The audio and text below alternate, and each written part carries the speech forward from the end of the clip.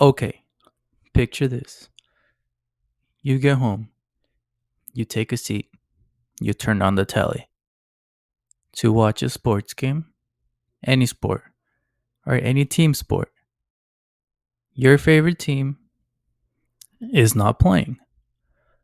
But in every sport, there is something that we call a rivalry. Or even if it's not a rivalry, it could be just any team that you don't like. They're the ones that are playing. Not your favorite team, not Manchester United, but a different team, right? Not your favorite sports team. You're watching the game. Why, you might ask? Because they're about to win the championship, right? And again, this isn't your favorite team. This is a team that you dislike, your rival team. And you sit there and you watch as the game is coming to an end. They're about to win another championship. A championship that your team, Manchester United, has not won in over a decade. And you sit there and you watch as City scores yet another goal. 5 minutes left in the game. You're sitting there. You're watching as the time counts down. And now at this point, you know for a fact that they are going to win the league. And you, as a Manchester United fan, you sit there and you watch, patiently waiting for that final whistle to blow, for it to mark the end of another season, a fourth season watching Manchester City win the English Premier League. What I felt during that time is kind of hard to pinpoint. As a fan, like I said, picture your favorite team and the rival, watching them win yet another trophy while your team goes without another league title in over 10 years. It was a terrible feeling for me. I sat there and I watched and I told myself I gotta do this because I don't like them. Now, that may not make a whole lot of sense, but I sat there and I watched as Man City lifted the Premier League for the fourth time. For the first time in the history of the Premier League, a team goes back to back to back to back. That's right. 4 goddamn times in a row. No team before had ever done that. That puts in perspective how big of a City team that this team is. And I hated that moment so bad. It fired me up inside. It made me feel so mad, so disappointed in my own team. But I sat there and I watched, which definitely made the following couple weeks, the FA Cup final, that much sweeter. That's right. Manchester was red once again after so long. It was incredible seeing that game and the way that it turned out. And it makes me even more mad the fact that City was able to get that goal in. Right? Because honestly, it should have been 2-0. Your boy Haaland was MIA once again in the big matches. 9 matches, semifinal, finals, 0 goals. Anyways, we're not going to talk about him. All right, we're going to talk about my team, the best team on that day, which was Manchester United. And they finally won a trophy. And it came with some even sweeter consequences for us and for other teams as well, which I'm going to mention. But that's right, guys. Every moment from that game, I savored from the FA Cup final. And it was so good to see that. Also very nerve wracking. Thanks to freaking Onana, bro. When is he gonna just not stop giving away goals and stop making mistakes? I don't know, but he had me so nervous, so scared. I was like, we were in control. We're in control. We got this. And then he slips up, bro. He gives away that goal. Like Peps would say, unbelievable. Shout out to that boy. That was a Chelsea fan. And with United winning the FA Cup, they're playing Europa League now. Chelsea got bumped down from Europa League to playing the Conference League. Sorry, bro. Pero ni modo. That's the way that things work. Like I said, watching Man City win the league and lift the trophy. I watched the whole celebration. I'm telling you, I put myself through that. I sat there and I watched that. And it made the FA Cup final that much sweeter. It was a hell of a game. And I'm so happy. I woke up. It was 7 a.m. It was pretty early. But it's safe to say that for the moment being, I don't care if City won the league for a fourth time. Manchester is red again. That's right. The Red Devils. Manchester is red. Never doubt us, son. Well, you can doubt us, but you'll be wrong. For the most part. Sometimes you'll be right. But hey, FA Cup final champions. The FA Cup is ours. We're one FA Cup trophy away from Arsenal now. And can we just talk about Arsenal? A lot of people are saying they didn't bottle the league. I don't care. They didn't win it. That's a bottle for me. It may not be fully, but yeah, Liverpool had an even worse ending to the season. And you know when it started? When United knocked them out of the FA Cup. That's right. So yeah, let's go ahead and get a little bit into the ending of the leagues. Do a little recap. This is Pitch Please with your boy Omar Gutierrez. All right. So yeah, City won the league. Real Madrid had closed in on the Spanish Copa, the Spanish La Liga weeks ago. No question there. I think the best team of the year, or the team of the season, that you would say was definitely Bayer Leverkusen. They ended up losing their winning streak against Atalanta in the final, and they looked lost, man. They didn't know what they were doing. Atalanta overwhelmed them with high pressing. Didn't give them time on the ball. Didn't give them time to think. And their winger, forget his name, but popping off with a hat trick in the final, putting an end to the streak. That was an incredible performance on his end.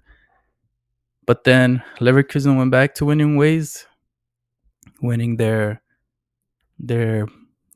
Pokal Cup, their tournament that they have in Germany, kind of like the FA Cup, but in Germany. I forget what it's called, but yeah, they won 2 out of their 3. They would have gone with a treble, an undefeated treble. Saying that sounds unreal, but that would have been quite the feat for Leverkusen. Unfortunately, it didn't work out. Atalanta got the best of them. Something about those Italian teams and the way that they defend, the way that they press, it just got the best of them and put an end to their win streak. I believe it was 51 games they ended up with, and it was an incredible thing to see. It was a great run.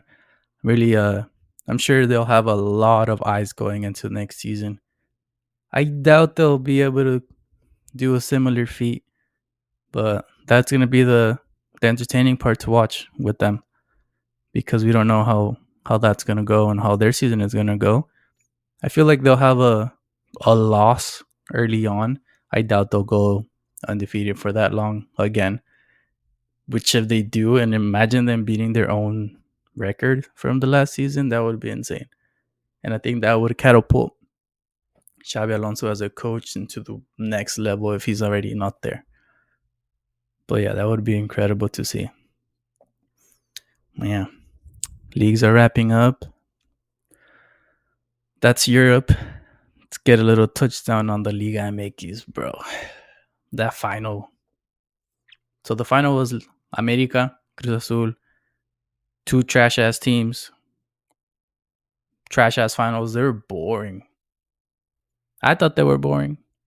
And it might just be my Pumas fan talking about that, but I don't know. There's been way more exciting finals than this one, and for them to win it off a very very questionable penalty.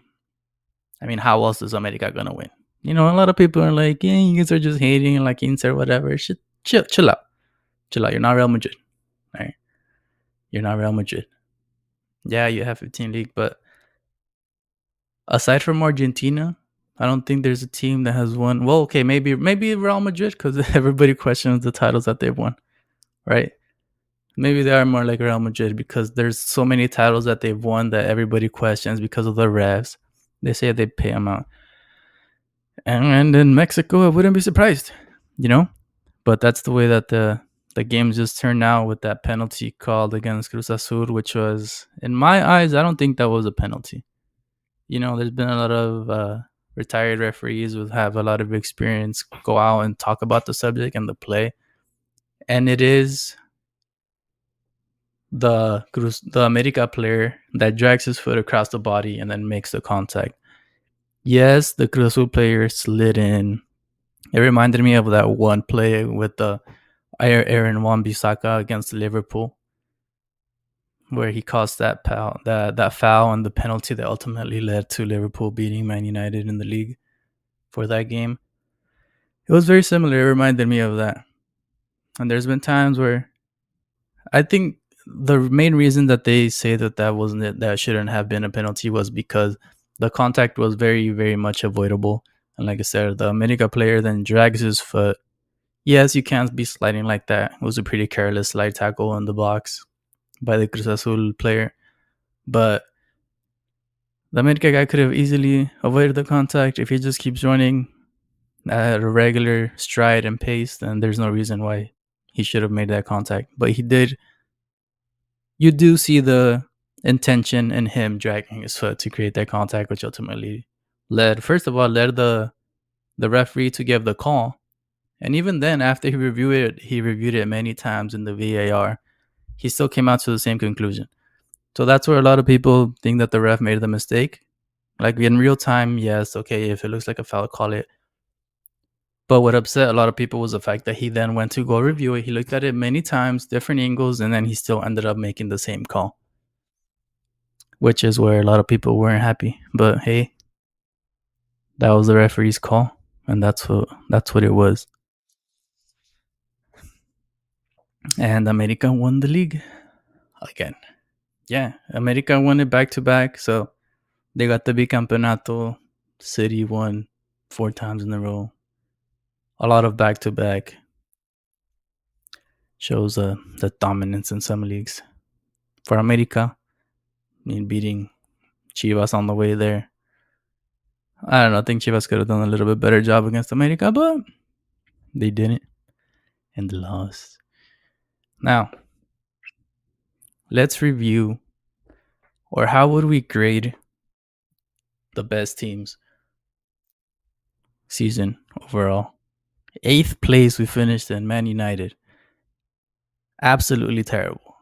Are in the league, but it's like a tale of two chapters, right? It's like two different stories are being written at the same time. One for the league, one for the cup, and another one for the Champions League, which that was like a 2-page freaking chapter, bro, because it was just a group stage and then it got booted to the hell out.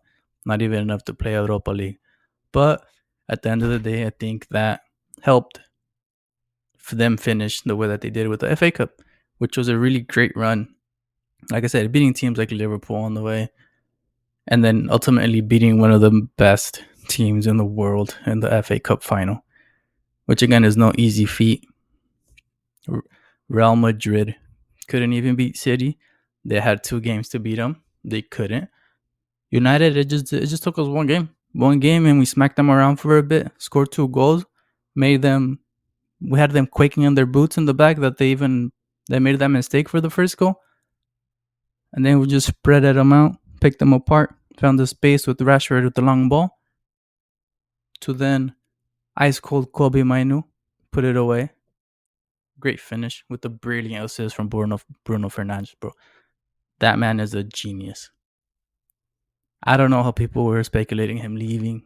I don't know if that came from him or who it came from, but I don't know. But we absolutely cannot get rid of him. Absolutely not. We would be insane to get rid of a player like him. And it's funny because a lot of the commentators they were like, "Oh, he missed, he shot it and he scuffed it. It was a scuffed shot that ended up going to my new bro." No, it was not. This man saw him. He did the little flick with the inside of the foot straight to Kobe, and Kobe was ready, like he always has been. Cool as a cucumber inside of the box. That man, that kid, that teenager, bro. That was 19. Garnacho at 19 and Kobe at 19 with the game winner ultimately for Mino. But yeah, like I said, the league was one thing. Champions League was a whole different story, and the FA Cup.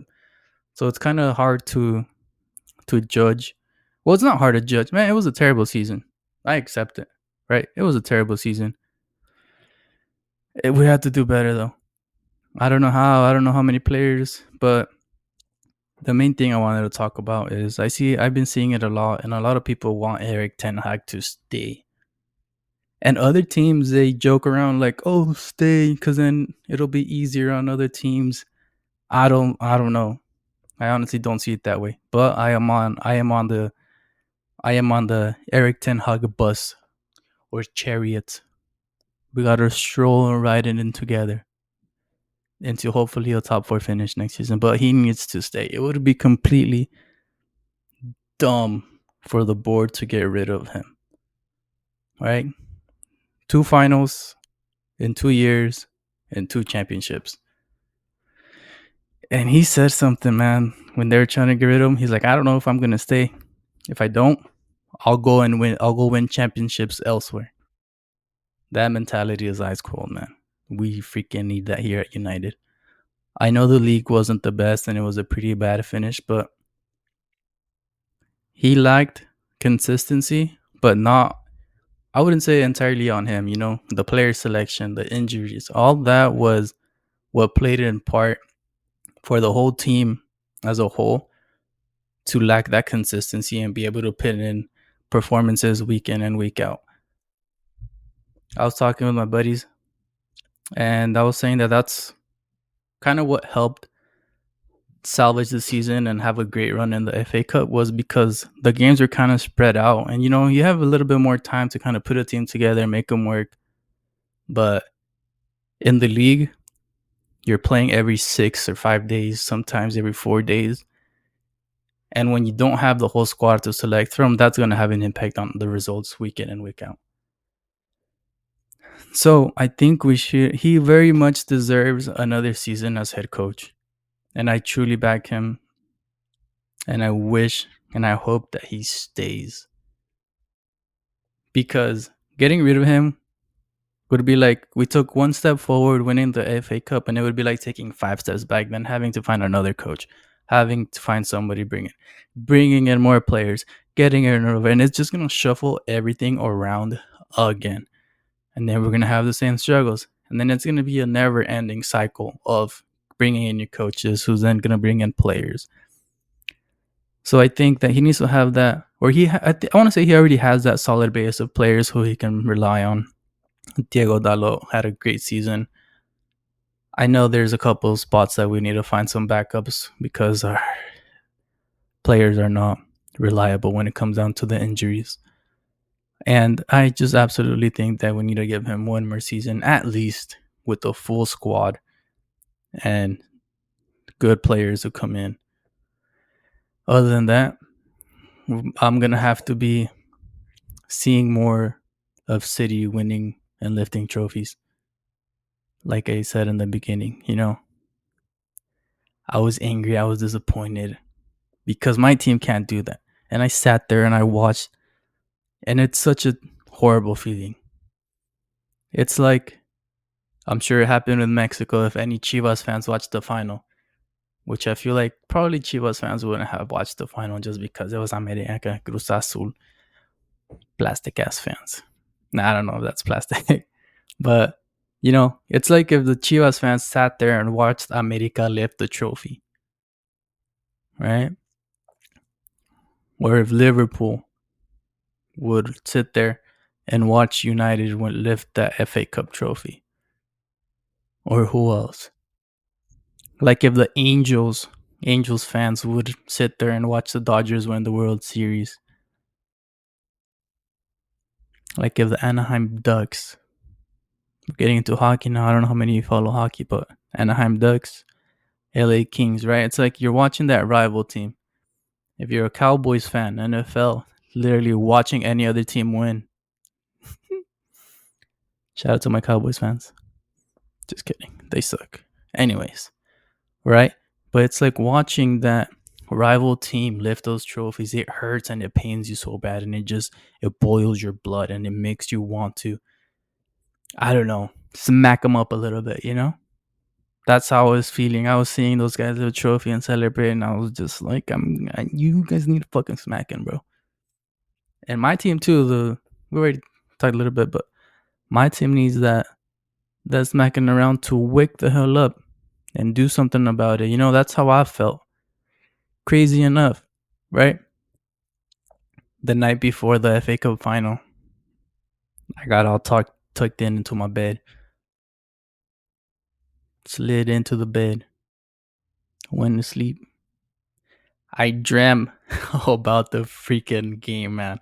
I had a dream of Manchester United against Man City, and I was freaking playing in it. True story. I was playing in it. I was playing in that center midfield, feeling a little Paul Scholes-esque, and we were getting the crap smacked out of each other, or out of us. Pardon me. We were getting smacked up by Man City, and I was playing in it.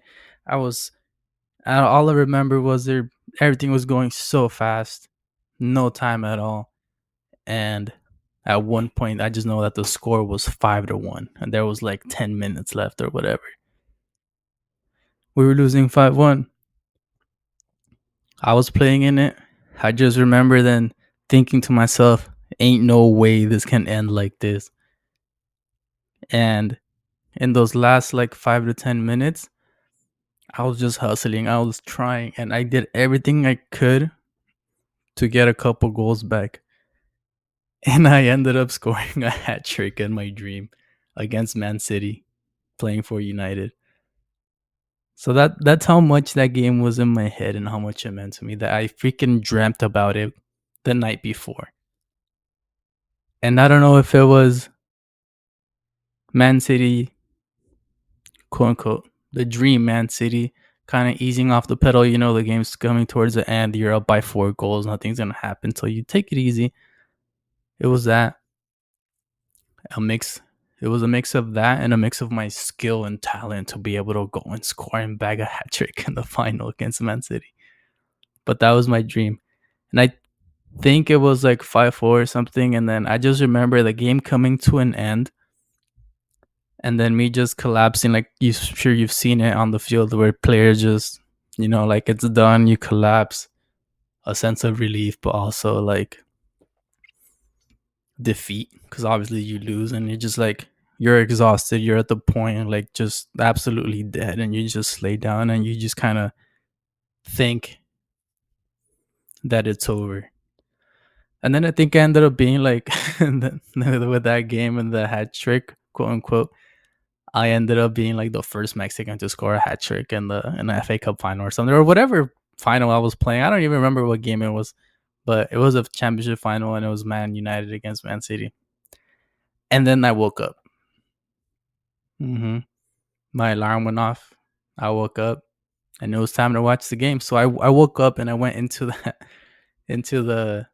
the game with that fresh in my mind. Like, damn, I was just playing. I was just hustling my ass off. And I don't want to say that that's why United won, but I did pass on that energy. I put that out in the universe, man. Even though we lost, but like the hustle, the heart, the passion was there. You know what I mean? Even though we lost, that was there. I had that dream, and thankfully it didn't come true. Otherwise, United would have lost. But yeah, it was very interesting. I told my girlfriend about it, and she just laughed. She was like, "That's funny," and I was like, "Yeah, but that's what I woke up with. I went to bed thinking United. I dreamt. I went to bed thinking United. I dreamt United, and I woke up to United." That's what this team means to me, man. And that's why after seeing Man City lift the trophy, lift the league, and just watching them made the FA Cup win that much better. I literally sat there, or I didn't sit there because I watched it in bed. It was early. It was 7 a.m. I didn't want to get out of bed. I watched it on the iPad, but I watched that. I watched them lift the trophy. I watched the interviews. I watched all the celebrations. I watched the all the pundits talking about the game and how it happened. I really, really, really took that in because it had been so long, so long since we've had that feeling, that winning feeling. And some of the commentators put it in the perfect way from that 4-0 against Crystal Palace or 5-0. I don't even remember how much it was, but let's not talk about that. But from that feeling, a completely 180 to then feeling on top of the world and being able to win and raise the trophy. It was incredible. I absolutely live for that. That's what made me fall in love with this club, seeing them successful, lifting trophies year in, year out, season after season. And it's been tough having to watch Man City be the ones that do that. And then not just being able to lift the trophy and win the championship, but doing it against that caliber of a Man City team. It was amazing. It was insane. And that's why it prides me to say that Manchester is red once again. That's right. At least for now. At least until the end of next season. But like I said, Manchester is red. Ten Hag needs to stay. Please. I'm here on pitch, please, man. So overall, at the end of the season, I think it was a season full of highs and lows. Mostly lows. But when we had highs, they were of the highest. They were Wiz Khalifa Snoop Dogg level high. If you know what I mean. Don't do drugs. All right? Stay in school and don't do drugs. And be a Manchester United fan. Because my team is the best team. And you already know that. All right? And Manchester is red once again. Yes, sir. All right. On to now a little Champions League final preview. All right. I'll be releasing this the morning of the Champions League. So if you're listening, I'm sure you're probably getting ready for the game later on. It's gonna be a very interesting game. I'm gonna tell you right now, straight off the gun. Real Madrid are my pick to take it. It's gonna be a very controlled, very great performance from Real Madrid. I give it 2-0. All right. Borussia might see more of the ball. They like to do that. They also have just sat back and defended, but I really don't see that. I see them having the intent, going forward, having the ball, trying to create chances, but I think Real Madrid is going to be too strong in the back, in the midfield, and I think they're going to control the danger very well. Meaning, yes, Borussia will probably get close. They'll have what is called half chances, so they might be getting into some space, they might be getting a cross off, but I don't think there'll be any true danger. Nothing that Courtois allegedly saying that he's going to be the one that starts, but nothing that he won't be able to handle. And I see Real Madrid countering, easily going up 1-0 for the majority of the game.